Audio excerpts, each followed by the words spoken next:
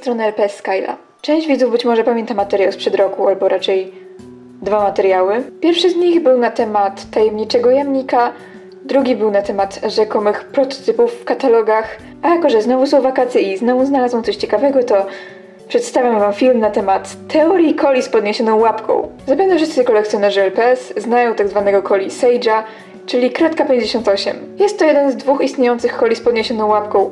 Drugi jest mniej popularny, ponieważ ma on też otwarty pyszczek. Nawet go posiadam, proszę bardzo. Ale to było takie ładne.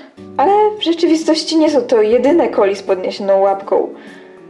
W rzeczywistości istnieje możliwość, że jest ich więcej. Ostatnio w internecie, właściwie to przez przypadek, natrafiłam na zdjęcie coli kratka 363. I co jest dziwne, coli na tym zdjęciu był zupełnie innego kształtu niż ten 363, którego wszyscy znamy. Tak więc tak wygląda normalny coli 363, którego kiedyś jeszcze można było dostać w sklepach. Znaczy, nie do końca tak, bo jest to lekki custom, ale wiecie o co chodzi, ok? I tak wygląda coli, którego znalazłam.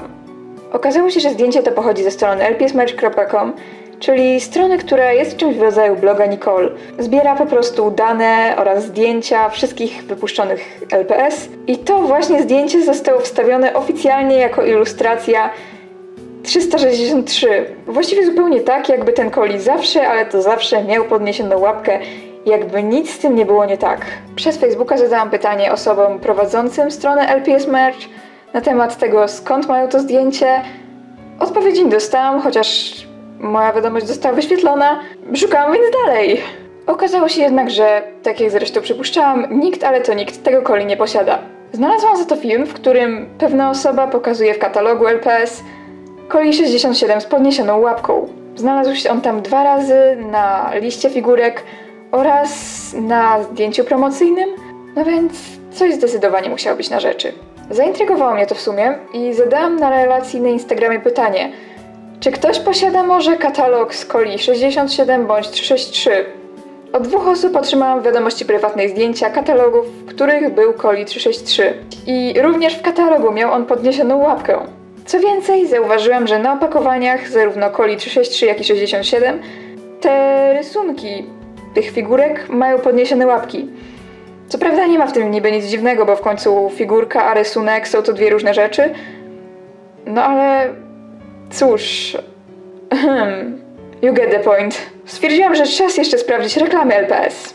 Wyszukałam więc na YouTubie reklamy Littlest Pet Shop z lat 2005-2007 i znalazłam to.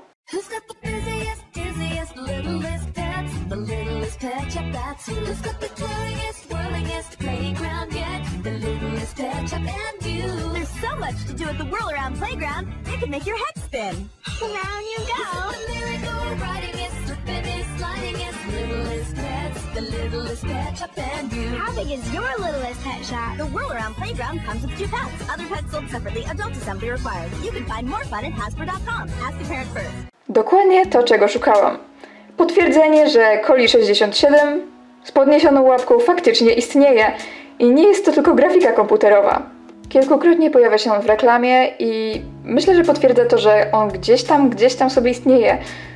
Nie jest raczej on dostępny dla kolekcjonerów, prawdopodobnie został po prostu wyprodukowany jako prototyp, ale ta wersja nigdy nie została po prostu wprowadzona oficjalnie do produkcji. Zamiast tego wprowadzili wersję z opuszczoną łapką. Ale no cóż, mamy przynajmniej potwierdzenie, że coli ten jest czymś więcej niż tylko grafiką komputerową. Tak więc sytuacja jest dość podobna do tak zwanego tajemniczego doga niemieckiego, który pojawił się również tylko w reklamie i katalogach, a w rzeczywistości został wypuszczony w zupełnie innej formie.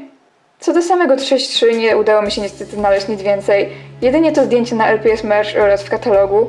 Niestety nie potwierdza ono, że ten coli istnieje, prawdopodobnie może być on tylko grafiką komputerową. Trochę szkoda, byłby on ładny, ale cóż. Pytanie teraz, dlaczego? Dlaczego ten coli z reklamy oraz z katalogu ma podniesioną łapkę, a ten, którego ostatecznie wypuszczono do sklepów, opuszczoną?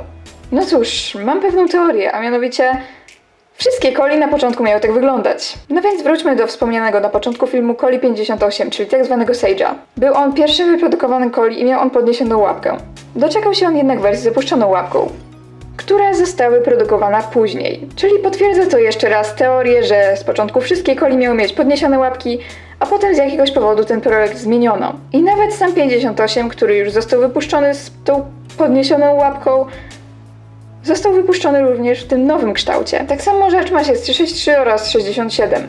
Prawdopodobnie jako prototypy zostały one wyprodukowane jeszcze w tym starym kształcie, natomiast te wersje, które weszły do masowej produkcji, były już w nowym. Tak by the way, jeśli ktoś nie wie, co to jest prototyp, to jest to pierwsza wyprodukowana wersja danej figurki.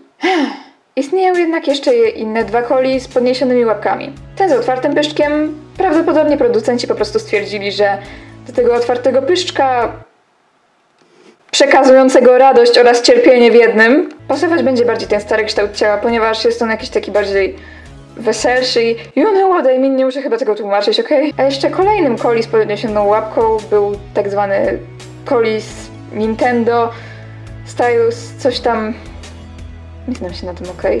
Jest to taki malutki coli, który nie jest co prawda do końca takim pełnoprawnym LPS, ale jeśli chcecie się dowiedzieć więcej na tego temat, to posiada go jedna zagraniczna LPS tuberka, LPS Boombox i macie do jej filmu link w opisie, w którym opowiada, jak go zdobyła i czym on właściwie jest. Dlaczego ma on taki kształt, również nie wiadomo.